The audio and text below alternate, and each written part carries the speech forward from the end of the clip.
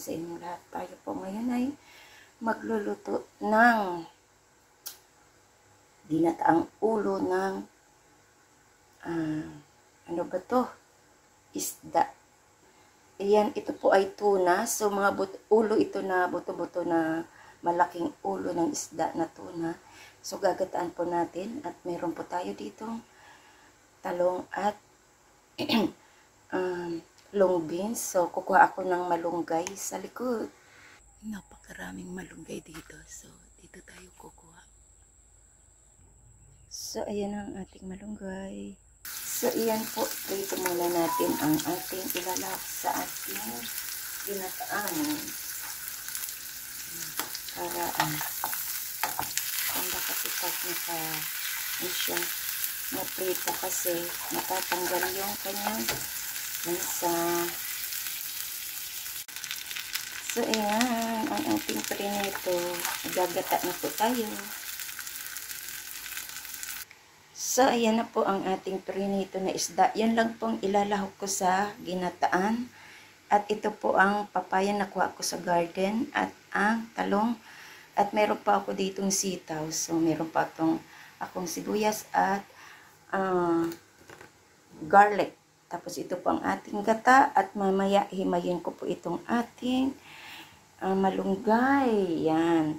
Kasi yung iba ay sisigang kong isda. Yan. Gusto ko kasi sinigang. So, ito, ating gagataan. Yan. Ganito niyang Yan. Ayan. So, start po tayo sa ating paggagata at pagluluto. So, meron akong dito. Oil. Lagay ko na po. Igigisa muna natin.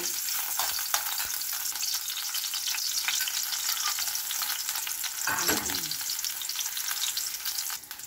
So, ilagay po natin itong luya.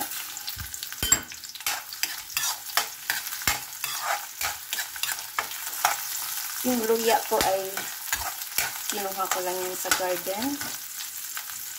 At ilagay na po natin itong ating pritong isda. At ang ating sama-sama na natin. Ating papaya at talong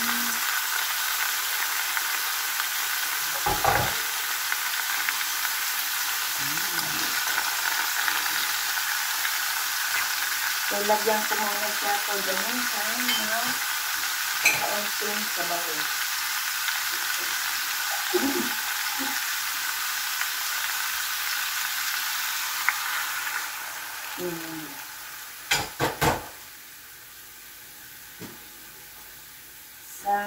At maglagay po ako ng Knorr cubes. So, isda po yung ating nilagay. So, wala kasi akong sa isda, kundi ang ating shrimp na lang. Shrimp. So, maglagay po ako dito ng shrimp ng Knorr cubes. At black pepper.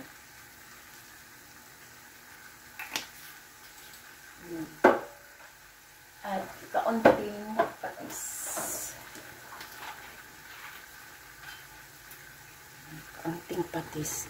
Kunti lang muna kasi ang Knorr cubes ay may timpla na siya. So,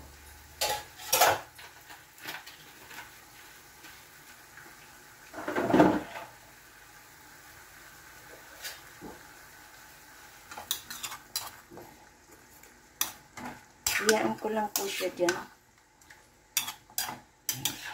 Takpan po natin siya hanggat maluto at mamaya-maya ilagay na natin ang ating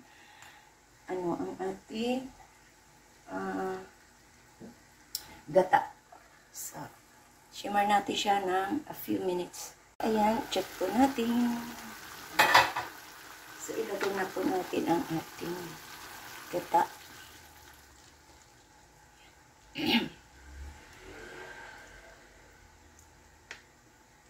Tamang-tama, medyo luto na.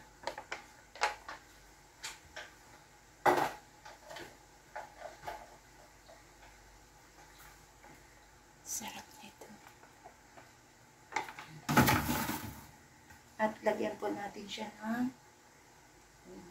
dahil wala akong sili, so ilagay po natin itong hot sauce. Para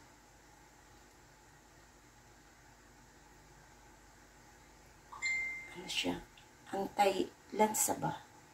Yan. At ang aking ano ay ilagay na rin natin itong ating malunggay.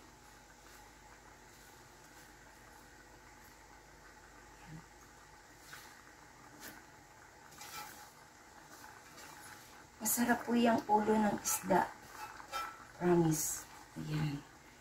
Kasi, nung bata pa ako, ang tatay ko, ayaw na ayaw niya. Bumili ang nanay ko ng mga dilis kasi wala daw muwang. So, mahilig talaga ang tatay ko bumili ng malalaking isda at saka yung ulo. Basta once na ulo, sinisigang talaga namin yun.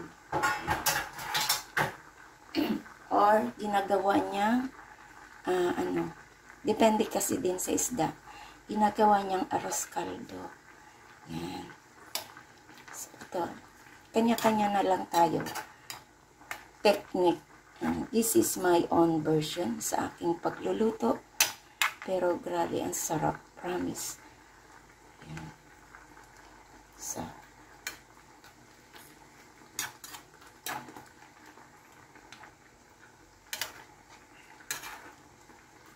meron siyang papaya kasi sayang naman yung papayang maliliit na nabubulok sa garden. So, gawan natin ng paraan para instead of kalabasa, papaya po ang inilagay ko. Diba? Ayan. Para-paraan lang naman yan. Katulad din na yan sa pagwawaiti natin na anumang busy natin ay nakakagawa tayong paraan para mag-YouTube. Bakit? Bakit ganun na lang ano natin sa YouTube? Kasi nakakawala siya ng ating mga stress sa buhay, nagiging masaya tayo, nagbibigay sa atin ng kasayahan sa puso. Alam niyo ba kung bakit tayo masaya? Anong naitutulong ng kasayahan sa ating health? Nagkakaroon, kung masaya tayo sa buhay, nagkakaroon tayo ng magandang yung ano ng dugo natin at heartbeat natin ay nagre-regulate ang heartbeat at ang ating daloy ng dugo. So, ganun po yun. So, maganda po yan sa atin, lalo na sa may mga edad.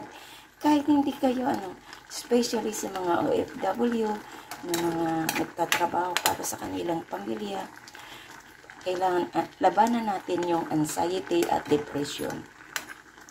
Ang white tea ay isa sa mga pangunahing pero tulong lang po yan, nakakatulong. Pero ang pinaka-the best na nakakatulong sa atin sa lahat ay ang pag-pray natin sa Panginoon. Yan. Yung tamang relasyon natin sa Panginoon. Wala tayong ibang kakapitan kundi kay God lang. So yan po. At laging tandaan, smile. Huwag naman tayong mag-smile na walang dahilan. Walang gamot po doon. Delikado na yun. So, yan po. Ang sarap-sarap.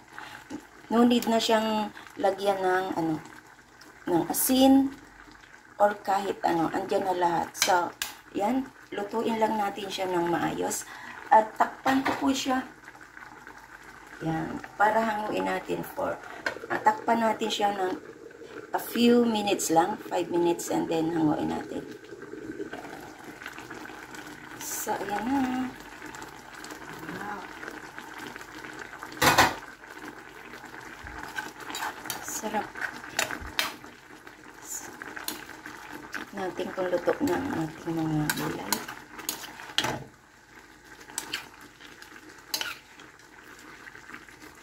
Talong. Luto natin. Ayan. So, hanguin na po natin. Ayan. Sarap po. Ayan. Kinataang ulo ng tuna with papaya and sitaw and malunggay. Ayan. Ginisa natin sa sibuyas, bawang at luya. Ayos na ayos. So, hanguin ko na po. So, ayan na ang ating binataang ulo ng tuna.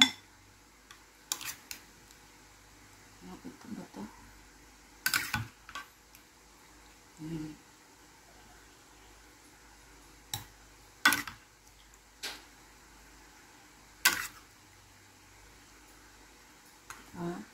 Sarap Sarap. Try nyo po to. Sobrang sarap. Ayan. Ayan. Yan na po ang ating ginataang tuna. Yan. Na merong paya, sitaw, at talong. Ayan. Salamat po sa inyo sa pagdalo nyo sa aking premiere for tonight. This is Lori's Kitchen. Salamat. Ayan. Salamat po. Salamat po sa laging pag-support niyo sa aking mga lutong bahay, mga simpleng lutong bahay dito sa aking kusina.